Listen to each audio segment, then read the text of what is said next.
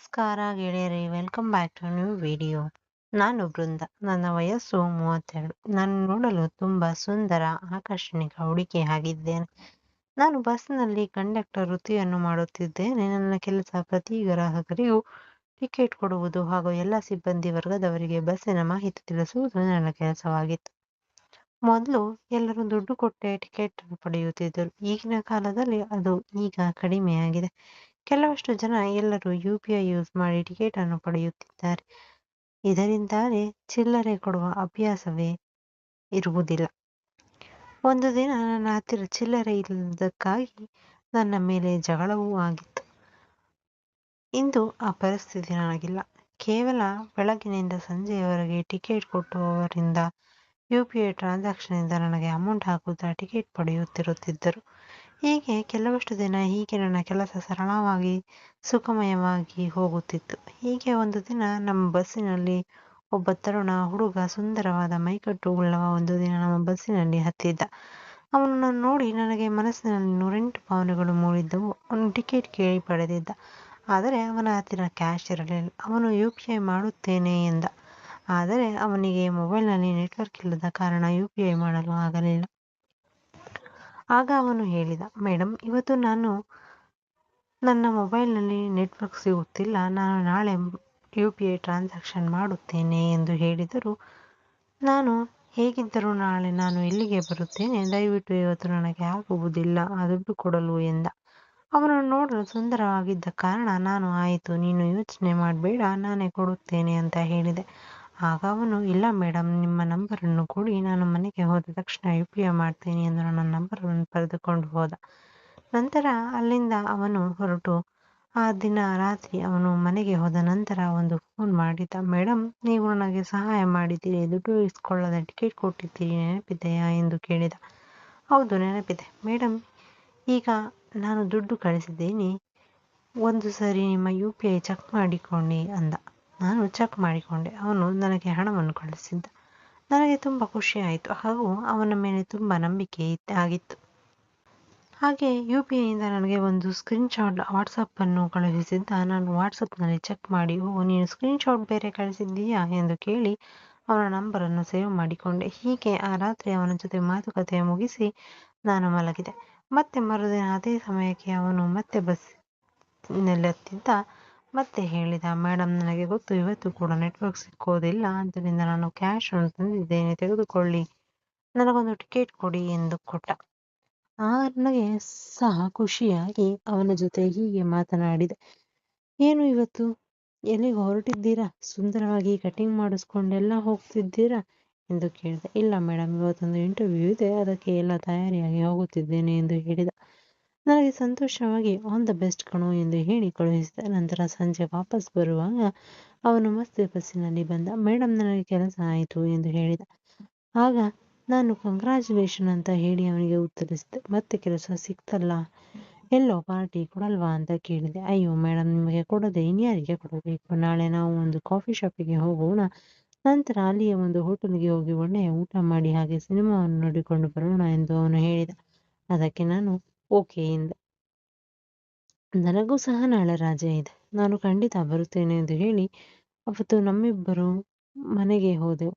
ನಂತರ ವಾಟ್ಸಪ್ನಲ್ಲಿ ಚಾಟಿಂಗ್ ಮಾಡಿದೆವು. ಎಷ್ಟೊತ್ತಿಗೆ ಬರೋಣ, ಹೇಗೆ ಬರೋಣ, ಏನು ಇತ್ತ ಎಂದೆಲ್ಲ ಮಾತನಾಡಿಕೊಂಡೆವು. ನಂತರ ಬೆಳಗ್ಗೆ ಬೇಗ ಎದ್ದು ಚೆನ್ನಾಗಿ ರೆಡಿಯಾಗಿ ಸ್ನಾನ ಮಾಡಿ ಎಲ್ಲ ಬಗೆಯ ತಿನಿಸನ್ನು ತಿಂದು ಹೊರಟು ಇಬ್ಬರು ಒಂದು ಹೋಟೆಲ್ ಹತ್ರ ಮೀಟ್ ಆದೆವು. ಅವನು ಆ ದಿನದಂದು ಸುಂದರವಾದ ಉಡುಪನ್ನು ತೊಟ್ಟು ಬಂದಿದ್ದ. ಹಾಗಂತ ತುಂಬ ಆಕರ್ಷಣವಾಗಿ ಕಾಣುತ್ತಿದ್ದ. ನಾನು ಸಹ ಅದೇ ರೀತಿ ಸುಂದರವಾಗಿ ಬಟ್ಟೆಯನ್ನು ಹಾಕಿಕೊಂಡು ಹೋಗಿದ್ದೆ. ಇಬ್ಬರು ಭೇಟಿಯಾಗಿ ಒಂದು ಹೋಟೆಲ್ನಲ್ಲಿ ಹೋಗಿ ನಮಗೆ ಬೇಕಾದ ಊಟ ಮತ್ತು ಸ್ವೀಟ್ಗಳನ್ನು ತಿಂದೆವು. ನಂತರ ಕೊನೆಗೆ ಒಂದು ಚಹಾ ಸಹ ಕುಡಿದೆವು. ನಂತರ ಅವನು ಹೇಳಿದ, ಮೇಡಮ್, ಬನ್ನಿ ಇವಾಗ ಒಂದು ಸಿನಿಮಾಗೆ ಹೋಗೋಣ, ಚೆನ್ನಾಗಿರುತ್ತೆ ಎಂದು. ಇಬ್ಬರು ಸಿನಿಮಾಗೆ ಹೋದೆವು. ಅಕ್ಕಪಕ್ಕ ಸೀಟಿನಲ್ಲಿ ಕುಳಿತೆವು. ಹಾಗೆ ತಿನ್ನಲು ಪಾಪ್ಕಾರ್ನ್ ಹಾಗೂ ಕೋಲಾವನ್ನು ತೆಗೆದುಕೊಂಡು ಹೋದೆವು. ಹಾಗೆ ಆ ಸಿನಿಮಾವನ್ನು ನೋಡುತ್ತಲೇ ಅಲ್ಲಿ ಒಂದು ರೊಮ್ಯಾನ್ಸ್ ಚಿತ್ರೀಕರಣದ ಒಂದು ಭಾಗವು ಸಿನಿಮಾದ ತೆರೆಯ ಮೇಲೆ ಕಾಣುತ್ತಿತ್ತು. ನಾವು ಅದನ್ನು ನೋಡುತ್ತಾ ಇಬ್ಬರು ಕಣ್ಣು ಕಟ್ಟು ಮಿಟಾಯಿಸಿದೆವು. ಆ ನೋಟವು ತುಂಬ ಅನುಭವಕರವಾಗಿ ಸುಂದರವಾಗಿತ್ತು. ನಂತರ ಆ ಸಿನಿಮಾ ಚಿತ್ರೀಕರಣವು ಹಾರರ್ ಮೂವಿಯ ಅಂದರೆ ದೆವ್ವದ ಮೂವಿಯಾದ ಕಾರಣ ಒಂದು ಜೋರಾಗಿ ಕಿರುಚಿದ ಶಬ್ದ ಕೇಳಿಸಿತು. ನನಗೆ ಭಯವಾಗಿ ನಾನು ಅವನ ಕೈಯನ್ನೇ ಜೋರಾಗಿ ಗಟ್ಟಿಯಾಗಿ ಹಿಡಿದೆ. ಅವನು ಸಹ ನಾನು ಎದುರಿದ್ದನ್ನು ನೋಡಿ ನನ್ನ ಕೈಯನ್ನು ಜೋರಾಗಿ ಹಿಡಿದುಕೊಂಡ. ಅಲ್ಲಿಯೇ ನಮಗೆ ಒಂದು ಆಕರ್ಷಣೆಯ ಒಂದು ಸ್ಪರ್ಶ ನಮ್ಮ ಮನಸ್ಸಿನಲ್ಲಿ ಮೂಡಿತ್ತು. ಹಾಗೆ ಸಿನಿಮಾ ನೋಡುತ್ತಾ ಇಂಟರ್ವ್ಯೂ ಬಂತು. ನಂತರ ಇಂಟರ್ವಲ್ನಲ್ಲಿ ಒಂದು ಟೀಯನ್ನು ಕುಡಿಯಲು ಹೊರಬಂದು ಒಂದು ಟೀಯನ್ನು ಕುಡಿಯುತ್ತಾ ಕಣ್ಣು ನೋಡುತ್ತಾ ಹೀಗೆ ಮನಸ್ಸಿನಲ್ಲಿ 2 ಮಾತುಗಳು ಎಕ್ಸ್ಚೇಂಜ್ ಆದವು. ನಂತರ ಮತ್ತೆ ಸಿನಿಮಾಗೆ ಬಂದೆವು. ಸಿನಿಮಾ ಮುಗಿದಾಗ ರಾತ್ರಿ 9 ಗಂಟೆ ಆಗಿತ್ತು. ಆ ಸಮಯದಲ್ಲಿ ಇಬ್ಬರು ಊಟ ಮಾಡಲು ಒಂದು ರೆಸ್ಟೋರೆಂಟ್ಗೆ ಹೋದೆವು. ನಂತರ ಆ ರೆಸ್ಟೋರೆಂಟಲ್ಲಿ ಎಲ್ಲರೂ ಸಹ ನಮ್ಮಿಬ್ಬರನ್ನೇ ನೋಡುತ್ತಿದ್ದರು. ಹಾಗೆ ನಾವು ಅಲ್ಲಿ ಊಟವನ್ನು ಸವಿಸುತ್ತಾ ನನಗೆ ಅವನು ಹೇಳಿದ, "ಬೃಂದ, ಇವತ್ತು ರಾತ್ರಿ ಆಯಿತು, ಬೇಗ ಹೊರಡೋಣ ಮನೆಗೆ, ಇಲ್ಲ ಅಂದ್ರೆ ಲೇಟ್ ಆಗುತ್ತೆ" ಎಂದೆ. ಹೊರಬಂದು ನೋಡಿದರೆ ಜೋರಾಗಿ ಮಳೆಯೂ ಬರುತ್ತಿತ್ತು. ನಂತರ ಹೇಗೂ ರಜೆ ಇದ್ದ ಕಾರಣ ಒಂದು ರೂಮಿನಲ್ಲಿ ಉಳಿದುಕೊಳ್ಳೋದಕ್ಕೆ ಸಿದ್ಧವಾದೆವು. ಸರಿ, ಇವತ್ತು ರಾತ್ರಿ ಒಂದು ಹೋಟೆಲ್ ರೂಮಿನಲ್ಲಿ ಇರೋಣ ಎಂದು ಒಂದು ಹೋಟೆಲ್ ರೂಮಿಗೆ ಹೋಗಿ ಆ ರೂಮನ್ನು ತೆಗೆದುಕೊಂಡು ನಂತರ ಕೀ ತೆಗೆದುಕೊಂಡು ಹೋದೆವು. ಮತ್ತೆ ಹೋಟೆಲ್ ರೂಮಿನಲ್ಲಿ ಇಬ್ಬರು ಹೋಗಿ ನಾವು ಇವತ್ತು ನೋಡಿದ್ದ ಹಾರರ್ ಸಿನಿಮಾದ ಬಗ್ಗೆ ಮಾತನಾಡಿದೆವು. ಸಿನಿಮಾದಲ್ಲಿ ಮಾತನಾಡುತ್ತಾ ಇಬ್ಬರು ಕಣ್ಣುಗಳನ್ನು ಕಣ್ಣಿಟ್ಟು ನೋಡಿದೆವು. ಅವನಿಗೆ ಏನೋ ಒಂದು ಮನಸ್ಸಿನಲ್ಲಿ ರೋಮಾಂಚನವಾಗಿ ಏನೇನೋ ಒಂದನ್ನು ಮಾತನಾಡುತ್ತಿದ್ದೆ. "ಬೃಂದ, ನೀನು ಈ ಸಿನಿಮಾದಲ್ಲಿ ಒಂದು ಸೀನ್ ಬಂತು, ನಿನಗೆ ನೆನಪಿದೆಯಾ" ಎಂದು ಕೇಳಿದ. ನಾನು ಯಾವುದೋ ಅಂತ ಹೇಳಿದೆ. ಅದು ಹೀರೋ ಹತ್ತಿರ ಆ ಹೋಟೆಲ್ನ ಹತ್ತಿರ ನಿಂತುಕೊಂಡು ಆ ಬನ್ನನ್ನು ಅವನು ನೋಡುತ್ತಿದ್ದ. ಹೊಟ್ಟೆ ಹಸಿದು ಆ ಬನ್ನನ್ನು ಕಿತ್ತುಕೊಂಡು ತಿನ್ನುತ್ತಿದ್ದ. ಆ ಸೀನನ್ನು ನೋಡಿ ನಾವು ಎಷ್ಟೆಲ್ಲ ನೆಕ್ಕೆವು. ನಿನಗೆ ಅದು ನೆನಪಿದೆಯೇ? ಎಷ್ಟು ಸುಂದರವಾದ ಕಾಮಿಡಿ ಎಂದು ನನಗೆ ಹೇಳಿದ. ಹೌದು, ನನಗೂ ಸಹ ತುಂಬ ಇಷ್ಟ ಆಯಿತು ಎಂದು ನಾನು ಹೇಳಿದೆ. ಅವನಿಗೆ ತುಂಬ ಆಸಕ್ತಿಯಾಗಿ, ನನಗೆ ಈಗ ಆ ಬನ್ನನ್ನು ತಿನ್ನಬೇಕೆಂದು ಅನಿಸುತ್ತಿದೆ, ನಿನ್ನ ಹತ್ರ ಹೇಳು ಬನ್ನಿದೆಯಾ ಎಂದು ಕೇಳಿದ. ಕೇಳಿದಾಗ ಹೌದು, ನನಗೂ ಸಹ ತಿನ್ನಬೇಕು ಅನಿಸುತ್ತಿದೆ, ಆದರೆ ಏನು ಮಾಡೋದು ಎಂದು ಯೋಚಿಸುತ್ತಾ ಮೆಲ್ಲಗೆ ಬಂದು ಅವನಿಗೆ ಬನ್ನನ್ನು ತಿನ್ನಲು ಕೊಟ್ಟಳು. ಆಗ ಅವನು ಎಂದಿಗೂ ತಿನ್ನದ ಬನ್ನನ್ನು ಅವತ್ತು ತಿಂದು ಅನುಭವಿಸಿ ಒಂದು ಚಾನ್ಸ್ ಸಿಕ್ಕಿದೆ ಎಂದು ಹೊಟ್ಟೆ ತುಂಬ ತಿಂದು ಹೊಟ್ಟೆ ತುಂಬ ಬನ್ನನ್ನು ತಿಂದ. ನಂತರ ಎಲ್ಲ ವಿಧದ ಸ್ವೀಟ್ಗಳನ್ನು ತೆಗೆದುಕೊಂಡು ಹೋಗಿದ್ದಳು. ಹೊಟ್ಟೆ ಹಸಿದಾಗ ಕೊಡಲೆ ಅವನು ತಂದಿದ್ದ ತಿನಿಸಿನ ಚೀಲದಿಂದ ಅವಳಿಗೆ ಕೊಟ್ಟನು. ಅವಳು ಆ ಬಾಳೆಹಣ್ಣಿನ ಸಿಪ್ಪೆಯನ್ನು ಮೃದುವಾಗಿ ತೆಗೆದು ಜಾಗರೂಕತೆಯಿಂದ ತಿಂದಳು. ನಂತರ ಅವನಿಗೆ ಹೇಳಿದಳು, "ಈ ಬಾಳೆಹಣ್ಣು ತುಂಬ ಸ್ವೀಟ್ ಆಗಿದೆ ಕಣೋ, ತುಂಬ ಸುಂದರವಾಗಿ ಇದೆ" ಎಂದು ಹೇಳಿದ. ಹಾಗೆ ನಾನು ಕೇಳಿದೆ, "ಇಲ್ಲಿ ಬನ್ನು ತಿಂದೆಯಲ್ಲ, ಹೇಗೆ ಇದೆ" ಎಂದು. ಆವಾಗ ಅವನು ಹೇಳಿದ, "ಹೌದು, ಬನ್ನು ನನಗೆ ತುಂಬ ಇಷ್ಟ.